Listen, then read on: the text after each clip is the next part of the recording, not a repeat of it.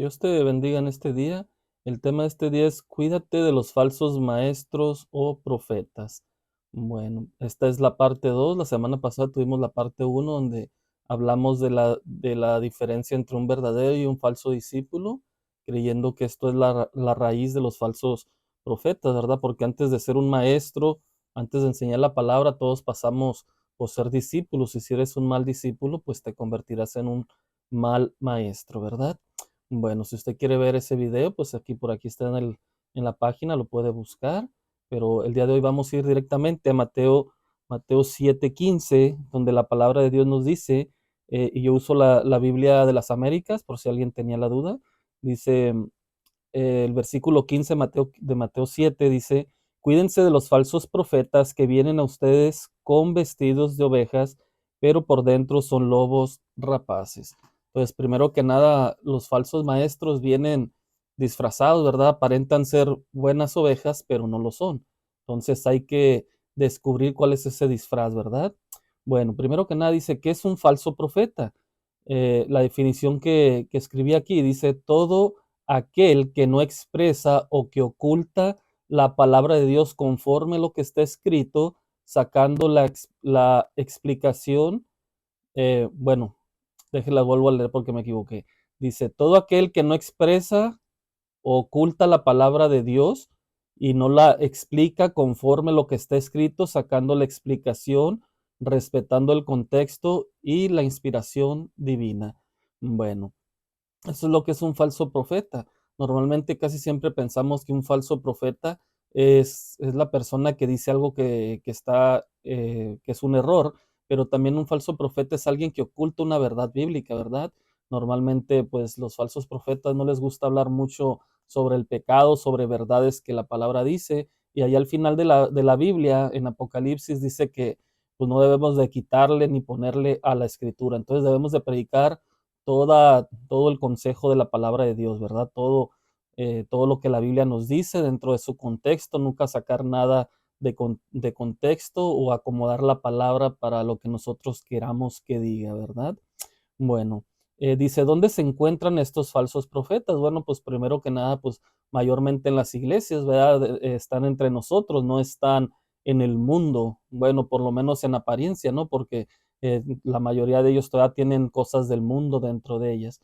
Pero recordando el contexto de lo que estamos viendo en estos días, hablábamos de las dos puertas y los dos caminos, ¿verdad? Una puerta grande, una puerta chica, un camino, vamos a decir, amplio y un camino menos amplio, que es el que lleva a la vida, ¿verdad? Entonces la puerta que nos lleva a Cristo es la puerta chica y no cualquiera entra por ella y el camino también. Pero la puerta que va a la perdición, pues es una puerta grande y toda la gente quiere andar por ese camino, ¿verdad? Aparentemente son buenos, pero son caminos de perdición. Bueno, dice, estos falsos profetas normalmente se encuentran en la entrada de la puerta estrecha y en las orillas de la senda angosta. Eso es lo que normalmente están ahí. Están ahí en la puerta para no dejar entrar a la gente por la puerta correcta, la puerta que lleva a la vida, y aún los que entran están por ahí en el camino, en las orillas, tratando de sacar a la gente de ese camino. Esos son los falsos profetas. Ya explicamos que un falso profeta, la semana pasada creo que lo explicamos, y no lo volvemos a decir, un profeta, perdón, era simplemente la persona que hablaba la palabra que Dios le comunicaba. En la antigüedad era la palabra que Dios les revelaba directamente y ellos escribieron o en las escrituras, ahí tenemos todo lo que debemos de saber. Después dice que Dios habiendo hablado en otros tiempos a través de los profetas, hoy en día nos habla a través del Hijo, que es todo lo que los apóstoles enseñaron y tenemos aquí en las escrituras. Entonces ya no hay nada más que decir. Un profeta no es un adivino, no es alguien que te dice que va a pasar en el futuro. De hecho, es una práctica condenada por Dios, la adivinación, ¿verdad? Esos no son profetas.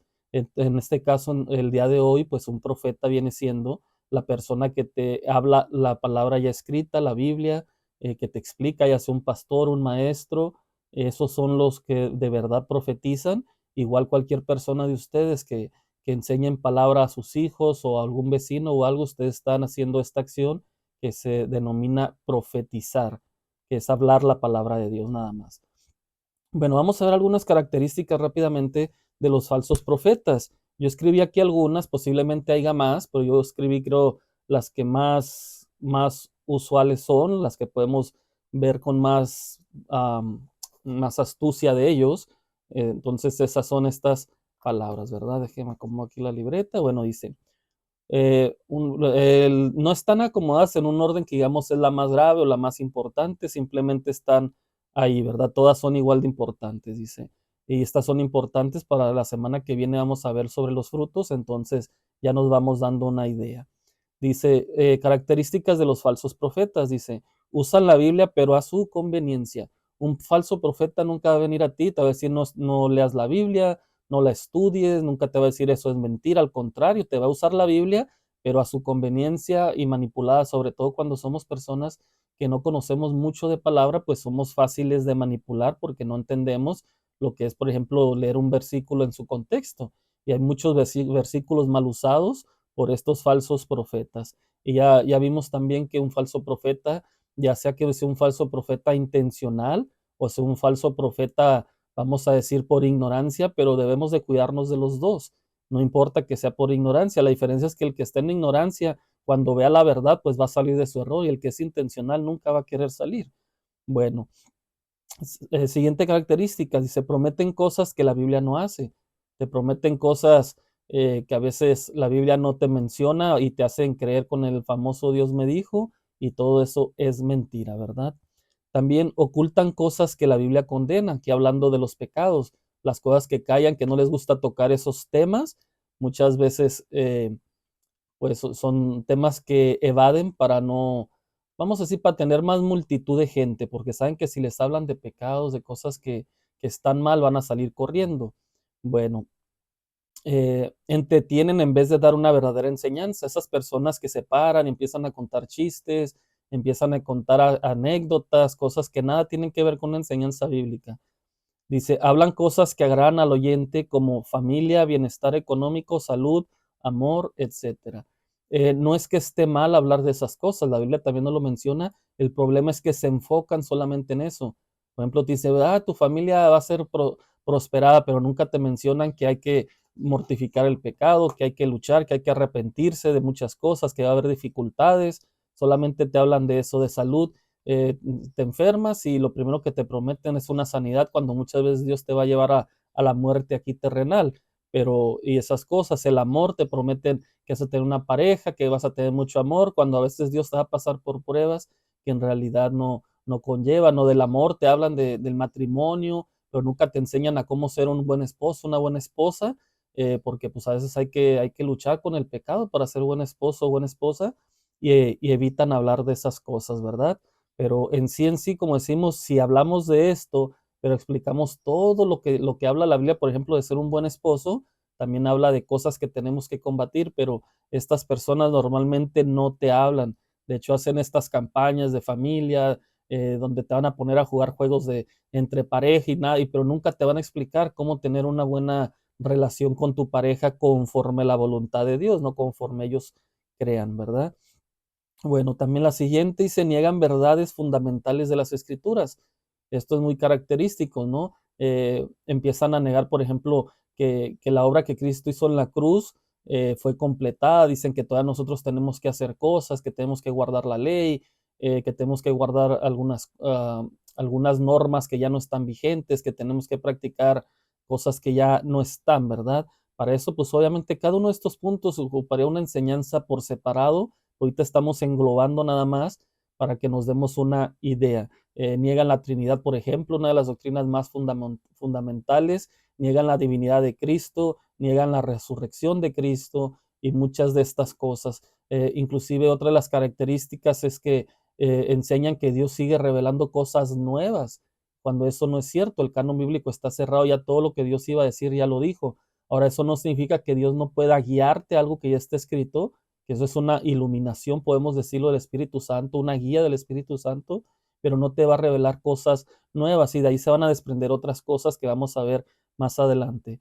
Dice, sus fuentes son otras que no son la Biblia. Y aquí entran también un poquito lo que estamos hablando de de las verdades fundamentales, ¿no? Por ejemplo, ahí tenemos algunas sectas que se han levantado en los últimos, vamos a decir, 100 años, porque han tenido nuevas revelaciones, nuevas cosas que no están escritas, que no se sustentan con la Biblia. Entonces sus fuentes dejan de ser la Biblia y empiezan a tener como Libro del Mormón, las Biblias adulteradas, que ya, por ejemplo, los unicitarios ya tienen su Biblia, los testigos de Jehová, los adventistas que tienen los escritos de Ellen White. Todas estas personas ya su fuente ya dejaron de ser la Biblia, aunque la usan, pero la usan manipulada y ¿cómo se dice? Toman como base sus propios libros, no la Biblia. Entonces, del lado contrario, si nosotros usamos una Biblia y queremos dar una enseñanza y nos podemos apoyar con un comentario bíblico o algo, pero que la fuente principal sea la Biblia, estaría bien, pero ellos lo voltean, su fuente son otras cosas y lo complementan con la Biblia. Bueno, también otras características que enseñan a obedecer cosas para ganar la salvación. Y ahí entran también los que dicen que la salvación se pierde. Y tenemos muchos hermanos que creen eso y los amamos en Cristo, pero eso es una mentira, es una falsedad, porque Cristo vino y completó la obra. Y dice la Escritura que todas las ovejas que están en sus manos, ninguna la va a perder. Por ahí hablamos de la perseverancia. Por ahí está el video también el jueves pasado, usted lo puede buscar para que si quiere saber más sobre ese punto. Eh, pues estas personas empiezan, mira, te tienes que, y no estamos diciendo que esté mal, por ejemplo, algunos de los ejemplos que vamos a dar, pero empiezan a decirte, te tienes que congregar para salvarte, te tienes que bautizar para salvarte. No es así. Dios te salva por su gracia y entonces tú en consecuencia empiezas a hacer ciertas cosas, pero no es para ganar la salvación, sino porque ya eres salvo. Entonces ahí ellos manipulan y empiezan, tienes que guardar tal día, tienes que celebrar tal fiesta, tienes que hacer estas cosas. Entonces no es así, tienes que diezmar, te empiezan a decir, que ese es otro punto fuerte de los falsos predicadores, de los falsos maestros. Bueno, otro punto que tenemos es la famosa oración de feo del pecador. Hace mucho énfasis en quererte llevar a que hagas esa oración, pero sin explicarte todo el Evangelio. Bueno, lo principal del Evangelio, ¿no? Que Cristo murió por ti, que te tienes que arrepentir, que tienes que creer en la obra de Jesucristo. Entonces te empiezan a manipular, te ponen una música suave, te hablan de problemas de familia, de que Dios te va a restaurar tu familia, tu amor. Es muy parecido a lo que vimos hace unos momentos, que hablan de cosas que solamente le agradan al creyente. Entonces empiezan a hablar de esto y cuando te hacen sentir mal, mira, haz esta oración y Cristo te va a salvar y va a resolver todos tus problemas y convierten a Cristo no en Dios, sino en vamos a decir, en un genio de la lámpara mágica, como esas caricaturas que hay por ahí o películas, ¿verdad? Entonces, eso no es así. Bueno, el misticismo, te hablan solamente de visiones, sueños, del Dios me dijo, de sanaciones, todo eso es misticismo. Entonces, todo eso, bueno, ya daremos enseñanza particular de cada eso. No negamos al 100% que Dios te pueda dar una visión, un sueño, que Dios te pueda decir algo, pero siempre que te vaya a guiar a las escrituras, siempre que te vaya, vamos a decir, a exhortar de un pecado, a guiar. Pero estas personas hablan de que tuve un sueño, de que viajé al cielo y una visión y estuve en el cielo y tomé una cena con Julanito y te empiezan a nombrar inclusive a personas que ellos piensan que están en el cielo, que vi a mi abuelita y que mi abuelita me dijo esto y empiezan a hablarte de puras cosas de eso, cuando en realidad el púlpito es para enseñar la Biblia, no los sueños, no nada de eso. Bueno, otra de las características de un falso profeta, un falso maestro, vamos a decir, una persona que falsamente enseña es que se autonombran, se ponen nombres ellos solos que la Biblia no los sustenta. Ahí están los apóstoles, los profetas también, los querubines, hay unos que se llaman ángeles, hay personas que se hacen llamar pastores sin que tengan el nombre y están enseñando cosas falsas. Las pastoras sobre todo hoy en día que está tan fuerte este tema, cuando usted ve a una persona que se diga pastora, es un falso maestro. Ahora, voy a hacer una pausa aquí, no por uno de estos puntos que usted vea mal en una persona, va a calificar ya como falso todo lo que hace. Hay personas, ya dijimos, por ignorancia y se pueden equivocar en uno o dos puntos. Por eso dice los siguientes versículos, dice que por los frutos los conoceremos. Y decir que hay que ver todo lo que hacen para saber si es un falso maestro o un falso profeta, no nomás vamos a ver un solo punto que se equivocaron y ya los vamos a tachar, porque en sí no hay ni un hombre perfecto, todos vamos a tener errores. Yo puedo estar diciendo cosas que están equivocadas, pero no por eso van a juzgar que todo lo que estoy diciendo está mal.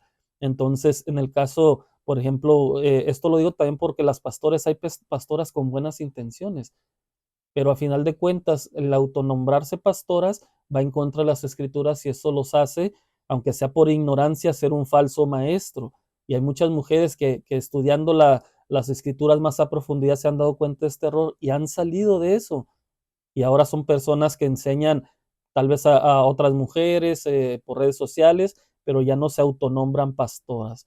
Bueno, entonces cualquier persona que tenga un nombre de estos, pues es falso, porque para apóstoles ya no hay, profetas tampoco, querubín, arcángel, todo eso que últimamente han estado inventando, pues tampoco existe. Bueno, también los falsos maestros pues siempre hablan de una unción especial y te hacen creer que ellos tienen una unción más especial, como que tuvieran un poder más importante que tú, cuando la palabra de Dios nos dice que todos ya tenemos la unción del Cristo. Entonces no es que ellos tengan, una cosa es que sean, vamos a decir, que tengan más tiempo, que sepan más de Biblia, que tengan más tiempo de oración porque se han entregado más al Señor, pero todos tenemos la unción. Entonces, y a final de cuentas usan esa famosa unción, eh, hablan de tener esa unción para llevarte a creer que tienen poderes sobrenaturales, que te van a hacer milagros cuando los milagros solamente los hace Dios. De ese tema ya una vez hablamos. Los milagros solamente los hace Dios, el hombre no tiene poder de hacer milagros. Otra de las características de los falsos maestros es que hablan mucho de judaizar, que te empiezan a que te tienes que vestir como los judíos, tienes que guardar los días como los judíos, que tienes que empezar a comer como los judíos, que tienes que empezar a comportarte con ellos, a tocar instrumentos como ellos. No significa que todo esté, como en otros puntos, que todo esté 100% mal. Por ejemplo, si usted quiere cuidar su alimentación por salud, no está mal. Si usted quiere, ay, mira, pues me trajeron, no sé, una túnica de allá de Jerusalén y usted se la quiere poner como algo simbólico, vamos a decirlo, sin pensar que eso tiene un poder místico, un poder especial, pues hágalo. El tocar instrumentos, hay personas que traen instrumentos de allá y piensan que por tocarlos son más espirituales o hay un poder oculto en esos instrumentos. No es así. Si usted los quiere tocar por curiosidad, porque le gustó, hágalo, no tiene ningún problema. Pero simplemente no piense que tienen un poder más especial que otra cosa, ¿verdad? Bueno, eh, otra de las características que dicen tener él, ya sea la persona o su denominación de la iglesia donde venga, la verdad absoluta. O sea, para ellos nada que tú le puedas decir está, de su denominación o de ellos mismos está mal. Se aferran a que ellos tienen la verdad absoluta cuando no hay un solo hombre en la tierra que tenga la verdad absoluta. Por eso es que hay algunas doctrinas que se consideran fundamentales y secundarias. ¿Por qué? Porque reconocemos que no todos tenemos la verdad. Es, por ejemplo, les doy un ejemplo bien rápido. El tema de escatología, de los estudios del final de los tiempos. Hay diferentes perspectivas y eso no nos limita. Esas son doctrinas secundarias. Mientras que creamos que Jesús va a regresar eh, por su pueblo, pues creo que vamos por el mismo enfoque, pero los detalles de que si es antes o después de una tribulación, de que si hay o no hay un rapto secreto, son cosas secundarias. Pero un falso, perdón, maestro, por más que tú le alegues con las escrituras, ellos siempre van a tener la verdad absoluta. Él y su denominación es la única que tiene la salvación. Ahí están los testigos de Jehová, ahí están los mormones, ahí están los adventistas. Siempre te van a decir que ellos tienen la verdad absoluta y que fuera de su denominación no hay salvación. Ahí tenemos también a los católicos romanos. Entonces, es una de las cosas que ellos hacen, ¿verdad? Eh, bueno, siguiente, quitan a Jesús como el centro del mensaje y convierten al ser humano en el centro del mensaje. Eh, Esto va acompañado con que hablan solo de ellos, de sus experiencias, de sus testimonios. ¿Está hablar mal de nuestras experiencias, nuestros testimonios? No, pero el púlpito no es para eso. Entonces, cuando una persona se para enfrente, y cuando decimos púlpito, no siempre es dentro de una iglesia, ¿no? A veces una campaña evangelística, cosas que a veces que a veces hacemos, también se puede considerar, pero el tema principal siempre debe de ser Cristo, no nosotros, no lo que nos ha pasado, no lo que hemos vivido. Eso usted lo puede platicar en vamos a decir, en sus amistades cercanas, cuando usted tiene sus hermanos, su grupo de hermanos que se hacen hermanos de confianza, ahí lo puede platicar usted con toda confianza, pero el púlpito es perdón, no para platicar, para hablar la palabra de Dios. Ya dijimos conforme viene escrita, sacar su idea conforme fue escrita, no conforme nosotros queramos. Bueno, eh, otra de las características de un falso maestro es que hace una dictadura en su congregación. Vamos a decir, un pastor y nomás él manda y se tiene que hacer todo lo que él diga. También nomás van a servir en la iglesia a los que él diga, sus conocidos, sus amigos, su familia, y él manda y él decide todo. Y cuando no, en una iglesia pues debe de haber, vamos a decir, democracia, ¿no? Obviamente hay una persona que Dios pone a cargo, pero esa persona tiene que delegar con democracia, ¿no? Hay cosas, sí hay cosas donde, por ejemplo, un pastor no le va a andar preguntando a la congregación de qué tema quieren que les hable. Bueno, a veces se hace en una forma de que si alguien tiene una duda, pero no es usual que, ay, a ver, hermanos, ¿qué tema quieren que les traiga para el próximo domingo? Eso no se tiene que hacer, pero sí, por ejemplo, miren, hermanos, vamos a pintar la iglesia, ¿cómo ven? ¿Qué color quieren? ¿Quién nos ayuda? Pero un dictador va a ser, hermanos, los veo aquí tal día y ese día quiero, me traen esto y hacen esto, o hermanos, necesito que cada quien dé tanto de cooperación porque vamos a hacer tal cosa. Entonces eso es una dictadura. Entonces eso es, pues es falso también. El liberalismo, ¿no? Cuando en una iglesia se ve un liberalismo, puedes llegar como tú quieres, no hay normas, no hay disciplina, de que llego vestido como quiera, que si voy a tocar en el grupo de alabanza no le hace que venga en short, con aretes, todo despeinado, con una camiseta inapropiada, una mujer que, ay, voy a tocar en el grupo de alabanza, pero voy a llegar con minifalda, toda escotada. Todo eso es liberalismo y también pues es peligroso, ¿no? Y hay pastores que no emplean disciplina en la congregación. Yo sé que cuando una persona va empezando, pues se trata diferente, pero una persona que ya tiene tiempo y sobre todo que está sirviendo en alguna área de la iglesia, pues tiene que haber más disciplina todavía. Bueno, eh, también otra característica de los falsos profetas es que aceptan la modernización del mundo. Todo lo que el mundo va actualizando lo van metiendo a la iglesia, ¿verdad? Y ahí tenemos iglesias que se creen discotecas, que tienen luces, que está mal tener luces, no siempre es que está mal, pero estas iglesias hacen énfasis en eso, se enfocan en eso más que en otras cosas, ¿verdad? Y todo lo que el mundo va aceptando lo van metiendo a la iglesia. Esto va también de la mano con que aceptan cambios en la moralidad de Dios.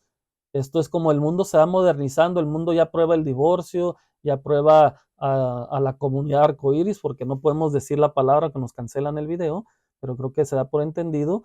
Aceptan la comunidad arcoíris, el aborto, el feminismo, el machismo, todo este tipo de cosas, el mundo lo ha adaptado, dice que es normal para este siglo y adaptan esto a las iglesias. Y ahí tenemos, por ejemplo, personas de la comunidad arcoíris ministrando iglesias como pastores, pastoras, eh, iglesias donde si te divorcias, y yo sé que hay veces, bueno, es un tema muy amplio, ¿no? Pero hay veces que antes de venir a Cristo vienes divorciado, pues ya son cosas que pues Dios de por alguna manera lo permitió, ¿verdad? Pero bueno, hay personas que estando en la iglesia, pastores que se quieren divorciar porque ya no hay comunión entre ellos, ya no se llevan bien. Y la iglesia lo aprueba y ahí sigue el pastor. Yo no digo que bueno, pues si ya cometió el error de divorciarse, pero ya no debe de estar sirviendo enfrente a una iglesia. El aborto, hay iglesias que ya lo han aprobado y muchas cosas de eso. El feminismo, ya hablamos de eso, donde la mujer se empodera, la mujer manda, otras que el machismo, que el hombre manda, que el hombre hace todo, cuando el hombre en realidad sí es cabeza del hogar, pero conforme las escrituras, ¿verdad? Bueno, la siguiente que traigo yo aquí característica es que cobran por predicar. Un falso maestro cobra. Entonces, muchas veces muchos dicen, no, no cobra, nomás me dijo que una ofrenda de amor. Bueno, de alguna manera, no todos, pero de alguna manera hay que ser muy inteligente para discernir si están cobrando o no. Pero hay unos que sí, literalmente te dicen, no, si a mí no me das tal cantidad, yo no voy. Y hay otros que te van a decir, mira, pues no, sí, claro, yo voy, no, no te preocupes, no, no me tienes que dar nada. Claro que la iglesia normalmente sabe que hay gastos para que una persona te visite, se viene de otra ciudad, de otro lugar, pues creo que la iglesia puede darle una ofrenda, vamos a decir, para viáticos, o si se puede, pues depende la economía del lugar, se le puede dar un poquito más, porque si es personas que están dedicadas solamente a la obra de Dios. pero eso es un asunto muy delicado, pero hay personas que literalmente te cobran por predicar, te cobran una cantidad fija, entonces eso también es de un falso maestro. Bueno, el siguiente punto, también hablando de dinero, exigen un diezmo falso. Hablan mucho del diezmo y manipulan muchos textos. Allí en Malaquías, que porque robaron a Dios, cuando ese texto está hablando de los sacerdotes porque habían hecho de los sacrificios, pues ya los habían hecho mal, ¿verdad? Entonces exigen un diezmo falso. Yo sé que hay iglesias sanas que piden, pero no exigen un diezmo. Creen en el diezmo, pero lo hacen voluntario, ¿no? El que quiera diezmar está bien, el que no, no, pero un falso maestro te lo va a exigir y si no diezmas, no puedes servir en la iglesia, no te consideran ni siquiera miembro, inclusive siempre te van a tirar las indirectas desde el púlpito, eso es un falso maestro, todos los que hacen énfasis, vamos a decir que te exigen un diezmo. Bueno, y otra de las características que yo tengo por último es que les gusta o son ovacionados por multitudes. Estas personas les gusta tener multitud de gentes en sus, eh, ahí, como seguidores, ¿verdad? Y eso se debe a que los mensajes, como son falsos, siempre predican conforme le agrada al oído del hombre, pues eso hace que tengan una gran multitud de personas. Pero no es que esté mal tampoco, ha habido grandes predicadores, por ahí Charles Spurgeon, que mencionan que ahí donde él predicaba había 5,000 personas por servicio, entonces ha habido buenos predicadores que tienen multitudes, pero normalmente no es así, las iglesias chicas son las que normalmente empiezan, perdón, las iglesias chicas empiezan con un mensaje verdadero y van creciendo a una velocidad muy poca, pero si tú empiezas a hacer campañas donde prometes sanidades, milagros, la iglesia se te llena rápido, ¿verdad? Entonces, si hay iglesias que Dios ha querido bendecir con muchos miembros, pero hay iglesias pequeñas. Entonces, aquí ya no estamos hablando del tamaño de cuáles, si está bien o está mal, pero sí de que los falsos maestros les gusta que la gente los halaguen, que les den cumplidos, tener multitudes.